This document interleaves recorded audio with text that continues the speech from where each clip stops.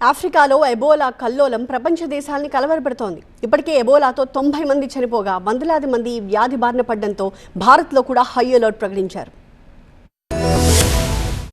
ఆఫ్రికాలోని Congo, Uganda సహా పలు దేశాల్లో ఎబోలా వైరస్ వ్యాప్తితో భారత ప్రభుత్వం కూడా అలర్ట్ అయింది. ఎబోలా వ్యాప్తిని నిశితంగా గమనిస్తున్నామని కేంద్ర ఆరోగ్య శాఖ అధికారులు తెలిపారు. దేశంలోకి ఈ వ్యాధి ప్రవేశించకుండా నిఘా పెట్టామని తెలిపారు.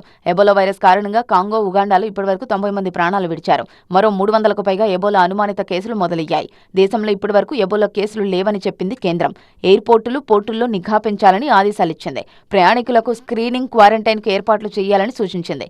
ఎబోలా అనుమానిత కేసు గుర్తిస్తే వెంటనే అరికట్టడంతో పాటు వ్యాధి వ్యాప్తి చెందకుండా క్వారంటైన్ లాంటి చర్యలు తీసుకోవాలని చెప్పింది.